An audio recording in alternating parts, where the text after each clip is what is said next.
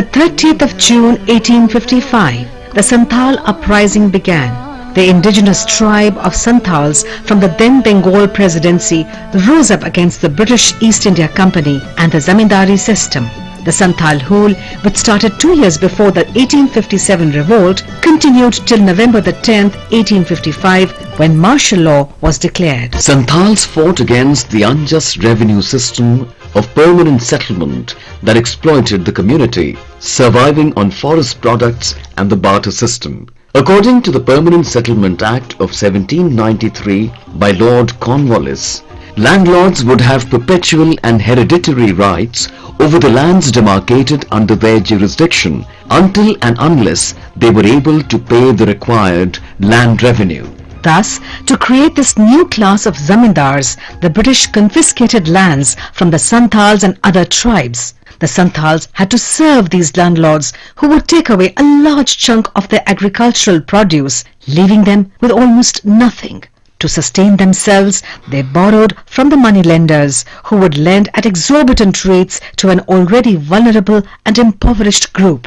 Santhals were forced into bonded labor and, generation after generation, cultivated land to meet the demands of the British. Many had to work in indigo plantations or for the railway constructions that the British initiated. 4 brothers of the Murmu clan, Siddhu, Kanhu, Chand and Bhairav, along with their sisters Phulu and Jhanu, led the uprising against the blatant exploitations of the Santhals. They organized thousands of Santhals from neighboring areas after declaring that freedom can only be won by armed war.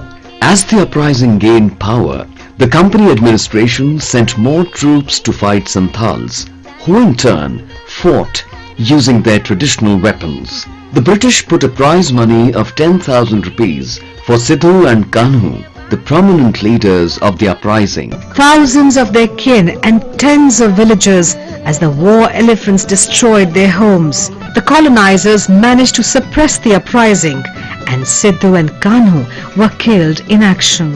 However, the sacrifices of the Santhals were not in vain.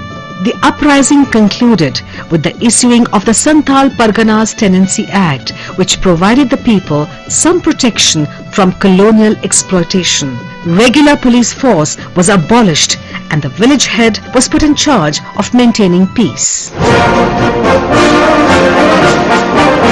On the 30th of June 1857, the Battle of Chinhut was fought between British forces and Indian independence activists during the First War of Indian Independence at Ismailganj near Chinhut, Awadh.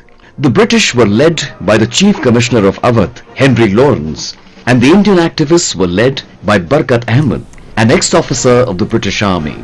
The Battle of Chinhut was one of the few major victories which Indian forces obtained in open combat with the British during the uprising.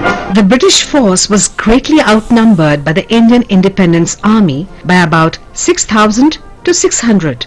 The Indians were in well-prepared positions behind stone walls in the village and inflicted heavy casualties on the British forces. The regiment's acting commanding officer, Lieutenant Colonel William Case, was killed, as were several officers. Many of the British soldiers, especially Indian artillery men, also joined the Indian forces, overturning their guns and cutting the traces on the horses.